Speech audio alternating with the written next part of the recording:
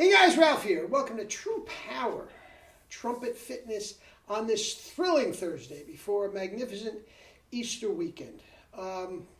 Life's good, baby. Life is good. As been telling you all week, this will be the last one for the week. And we'll hook up again on Wednesday, refreshed and raring and ready to go.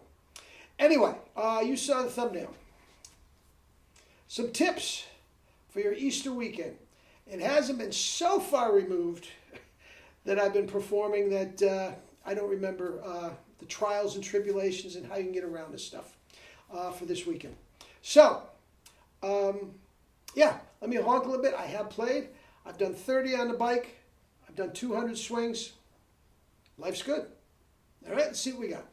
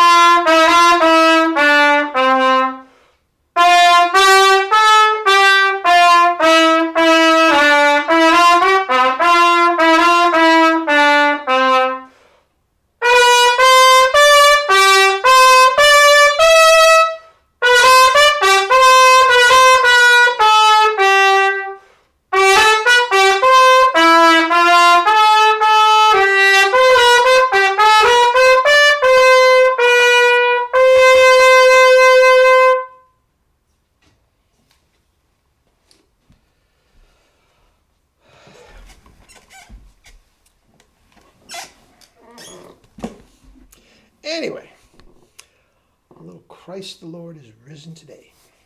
All right, so this weekend. Now, traditionally, for me, back in my day, this was always a very, very busy weekend, and not necessarily all religious. Back when I was subbing Broadway and all that sort of stuff, that did not stop all weekend. Very often Easter Sunday would be off. Not all the time. Not all the time. Good Friday was occasionally dark. Not all the time. Some shows were running, some weren't. So, yeah, I was always very busy. And I always had a Saturday night vigil, which was usually a lot of playing, candlelight and all this sort of stuff, as well as Sunday morning. And I always tried to get I lived right in Manhattan, and I always tried to get my Sunday morning gig church in Manhattan if I could. It just made the commute that much easier, and I could get much more sleep the night before. Okay? Now, as we speak, I would not have to do a whole lot of warming up Sunday morning. Okay? I know that's not for most of you, so let me say, okay? Sunday morning, you got to get some work done. Now, there were times when I was just absolutely bound and gagged by my warm-up. Had to have it. My preparation had to have it. Preferably 3 hours. Remember, Doc was my guy. That's what I was doing. That was my prototype. Well, guys, if you have an 8 o'clock mass downtown, you don't have 3 hours to warm up. Okay? Now, this will work a little bit. A little bit. If Saturday night is a Latin job till 4 in the morning, you have swollen lips, you're going to have swollen lips on Sunday morning. You just are. If it's not so bad, guys, make sure you're hydrated.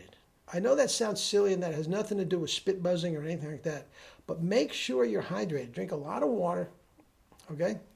And that will absolutely 1,000%, trust me, the physical culture stuff, I got this. I got you back on this. That will reduce some of the swelling. It absolutely will, okay? There's no way to know because if you drink the water at night before you go to bed and it reduces the swelling, you're going to wake up and you're not going to know if you're fresh or not. Okay, but trust me, it will. If you wake up, if you drank the water and you're stiff, you would have been a lot stiffer if you didn't drink the water. Okay? Rhyme or reason, you don't want to be up all night going to the bathroom. Okay? So there's that to think about, but that is definitely part of it. Now, warming up. Now keep in mind, the acoustics in most churches, if not, let's just say all churches, are very, very loud and echoey and all this sort of stuff. Guys, you do not have to blow your brains out to sound like you're blowing your brains out. Okay? So in the warm-up, I would do what you have to do to get your warm-up done, but guys, you do not have to overblow. Now, we don't overblow anyway, but trust me, you do not need that volume for 99% of your Easter jobs. You don't. Okay? Get some warm-up. I'll never forget.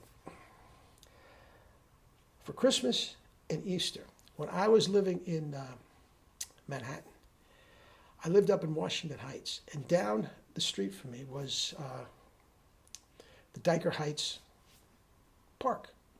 I would literally, if it was the winter, I would put on my galoshes, I would get on my, all bundled up, and I would go down first thing in the morning and warm up outside so I could get a nice blow in, outside, nice full blow without, resorting to a whisper mute or anything like that. Don't do a whisper mute. Don't warm up if the whisper mute is the only alternative, okay? But I would go full. Man, all the homeless people, all the rapists, all the drug addicts sleeping it off. Yeah, I was down there honking, and that that wasn't always well received. I didn't care. I was getting my warm-up in, okay? Now, when you get to the job, guys, get a little noodling around in the sanctuary so you know what the acoustics are about. You usually, the chorus is there before, and you're usually rehearsing a couple things. But I'm telling you guys, it doesn't have to be loud. Quite frankly, most of your choir directors do not want it loud. Maybe for the processional and the recessional, yeah, knock the walls down. Okay, Christ the Lord is risen today. And a lot of times the Hallelujah chorus, I did a lot of times. If you are playing pick, the trumpet shall sound. Once again, noodle around a little on the side. You're not going to have that luxury, during the performance. So make sure you get a few notes in on the pick. And if you're changing mouthpieces, to go to the pick, you're going to need that. And definitely on the pick, it doesn't have to be loud.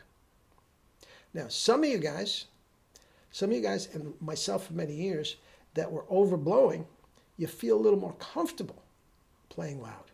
Okay? And that's a personal preference. That's entirely up to you. But, guys, there's plenty. And usually, if you still need more, you can find a little vestibule or somewhere in the church where you can honk a little bit. And even depending on what's going outside the church, you can go back outside if you want, out in the parking lot and honk a little bit. I know a lot of guys that warm up in their cars. That's something to think about. That's very, very, unless you open the windows, that is really acoustically locked in there, and you're not going to bother anybody if you're honking in the car. Okay? Now, 99% of your gigs, guys, do not go above a high C on Easter. Okay? Maybe if you're playing a little, handle or something, maybe you go above it. But for the most part, guys, you're not going above it. Okay? So stay in your happy zone. Don't worry about your double C's this morning unless that makes you feel better. Okay? And other than that, guys, try to enjoy it. Most of you will have more than one performance. Okay? And there's plenty of rest between each one.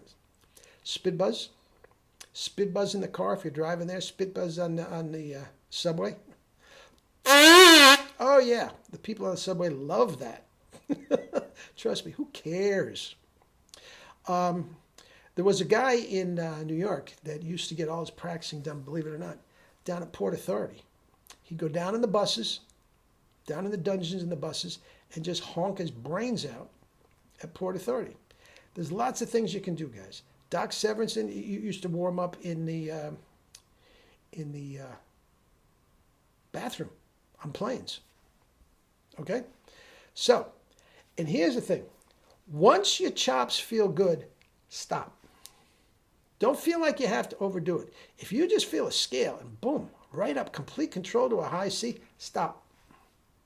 Don't overdo it. Don't feel like I got to get my hour in. When the chops feel good for that gig, and again, you're not going to need a double C for this. So if your low C to high C is what you need at the most, some of you might be playing second. When it feels good, stop. You're good. Okay? Between shows, go off in the corner, play your 2-octave C scale. If it's there, leave it alone. It'll work. It'll work. If you get into a little trouble on the gig, just think relax. Relax. Remember, guys, you don't have to blow the walls down. All right?